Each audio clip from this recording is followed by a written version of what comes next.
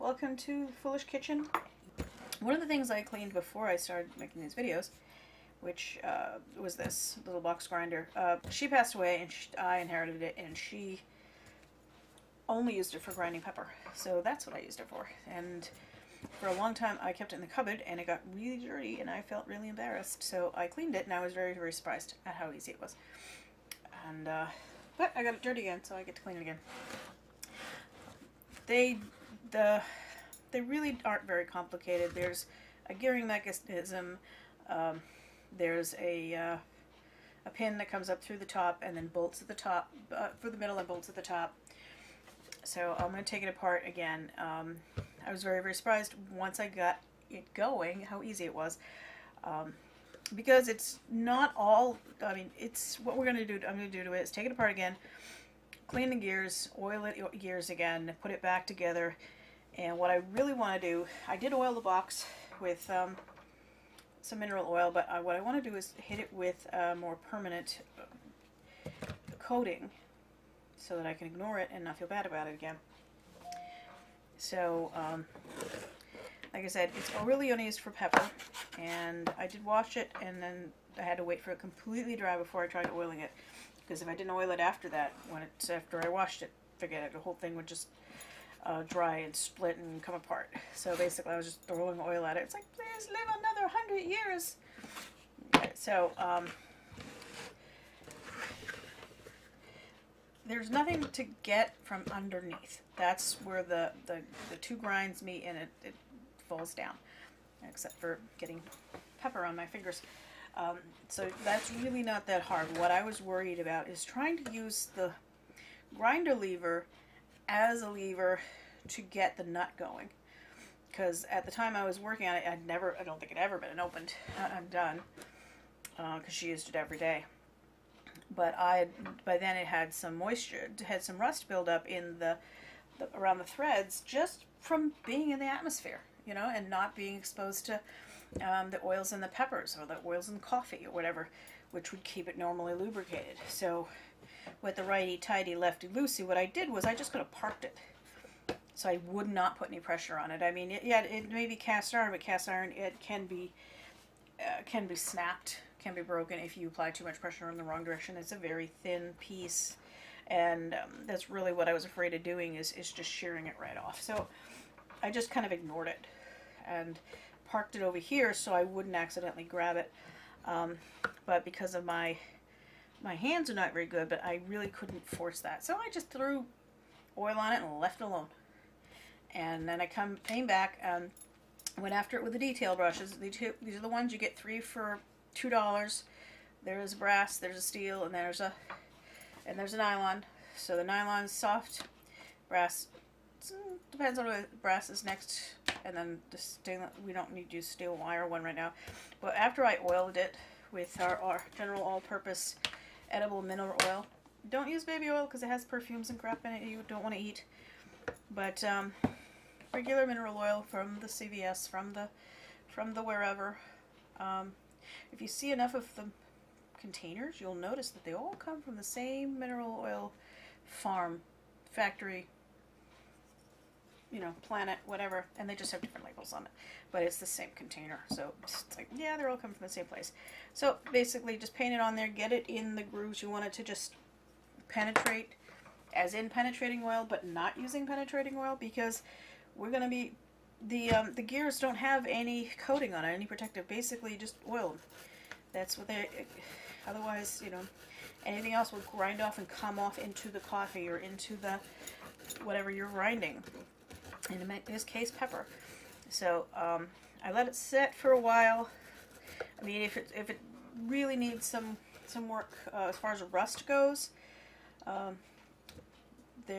what's the evaporust? But you could, but that's overkill, unless it's really bad. Evaporust is apparently very good, completely harmless product. I just throw a couple of tablespoons of molasses in a quart of water. There you go. You get your 9-to-1. Molasses has chelating agents, which convinces the rust particulates to slough off and be water soluble. And it's, that's just convenient, not for me. I go through lots of molasses. I have a lot of it. It's around. But mineral oil is not going to dissolve the rust. It's going to kind of coax things to start working, because then you'll still have to take the rust off. So like I said, if it's very rusty, go after it with, give it a good soak. You may have to turn it upside down, and I'm going to do this, and pepper's going to come out. Pepper's going to come out. You may have to turn it upside down and soak the metal part, but not the wood part. Remember this.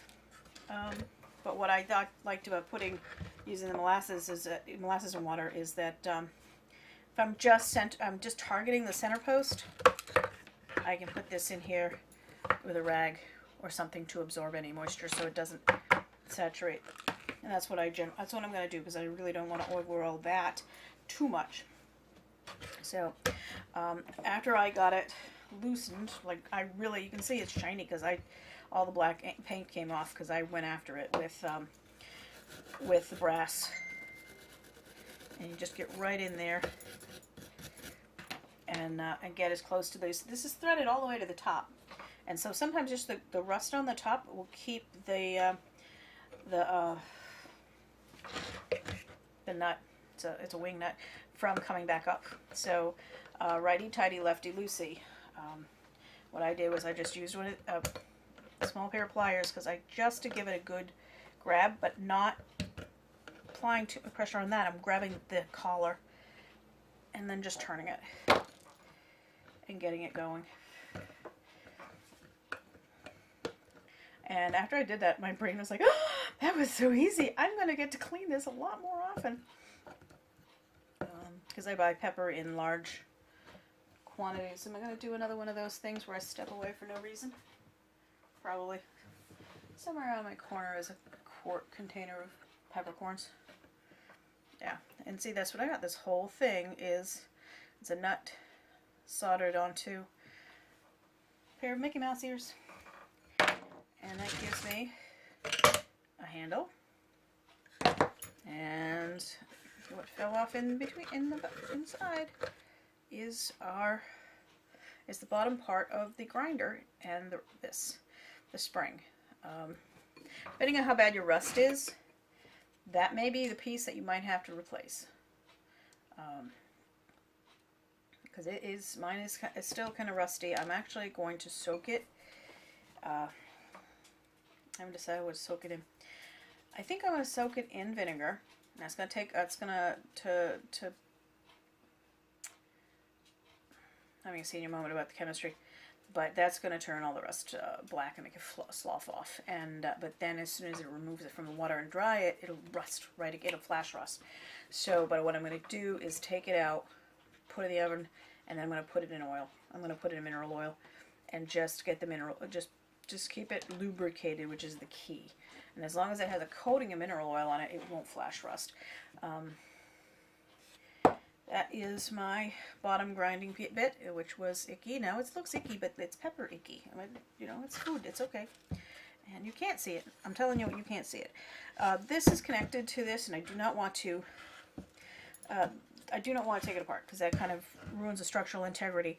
But essentially, you put this collar in, and it's supposed to have 2 nails or 2 whatever. It's really in there good. I would not have any idea. I've never seen one that's disassembled. I would not have any idea how to reassemble it.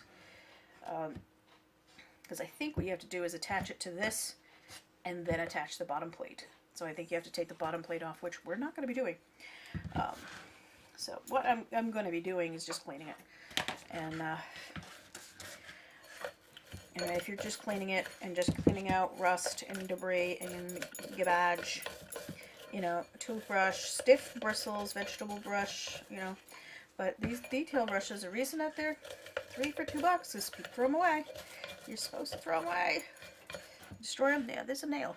It goes right in there and it kind of hooks it in. And I think where the other nail is, in my particular case, I've got peppercorns sitting in there. But, yep, doesn't matter. It's going to get more peppercorns every time I use it. And the peppercorn's not going to hurt anything. It's kind of going to be down there with all its buddies. But I really had to to get in here and get any of the rust that I could get with some, now I am stepping away, some steel wool, but you can get up inside with that, and then you're going to have to make sure you get all of any little bits and pieces out of the steel wool, because it'll immediately start abrading itself. And you can, I don't know if you can't feel them, you're on TV. But there's teeth that match these. Any other grinding. So that's, she thinks somebody knocked on the door. Okay, so, but,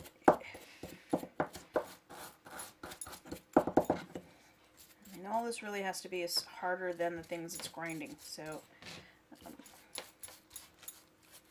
it's generally all, you know, cast iron, steel.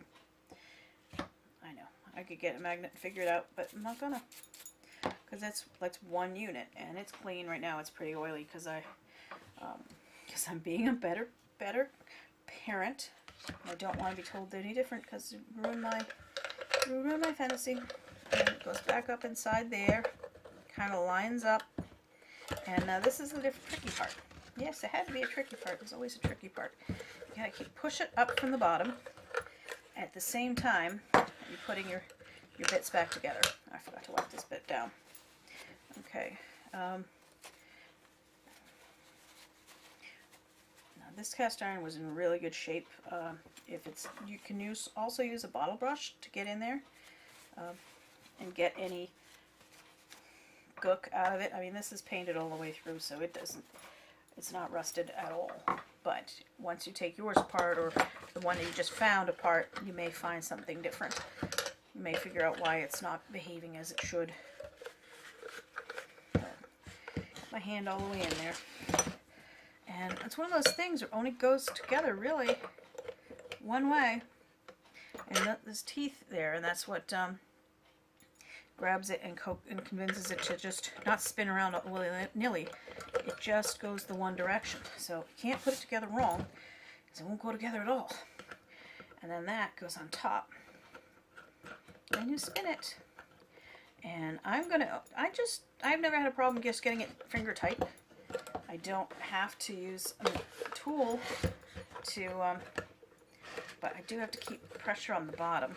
And then there's using myself, bracing that against me again to get that to go down as far as it will go, but only finger tight.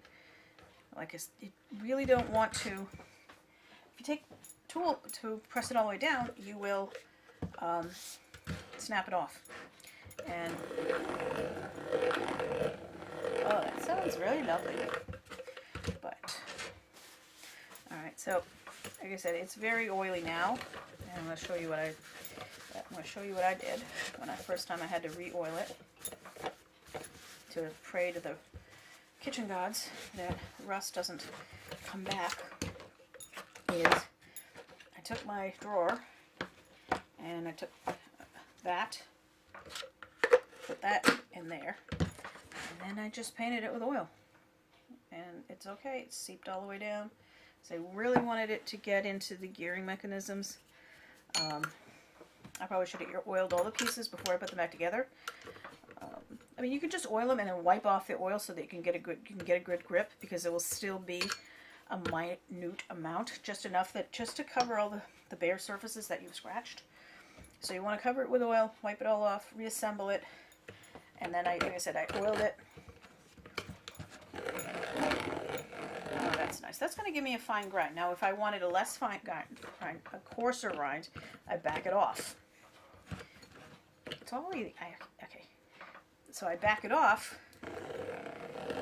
and I'm going to get a coarser grind. So that's kind of how it works. That's how that gizmo works. But it's a trial and error thing. Because if I really want it coarse, I'll just put it in more.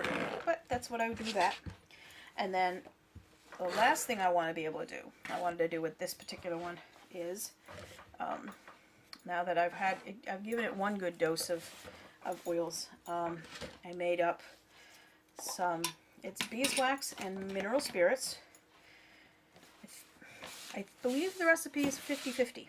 I'd have to look it up, or I'll put it. I will put it at the bottom of the description. But I'm trying to remember what it was in the books that I used to read, because I just made it 50-50. Melt the beeswax in the microwave.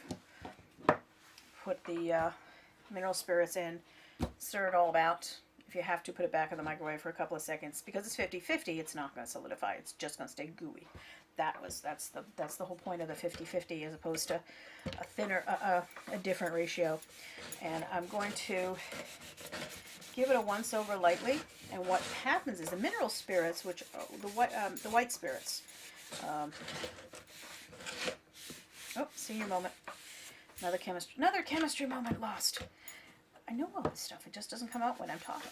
Anyways, that's going to evaporate, and it's just going to leave a wax, a tackiness to it, and then you just come along and buff that. So what's going to end up happening is it's going to give you a nice hard protective coating.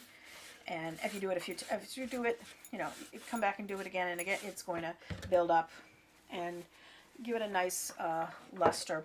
I've given this a little bit of a rub so I can grab onto it. I'm going to give it another polish. Basically any place that's still sticky, just give it a good elbow grease. I don't know if you can see that it does. I mean, there was original finish on here before. I didn't, but it wasn't completely on it, and I wasn't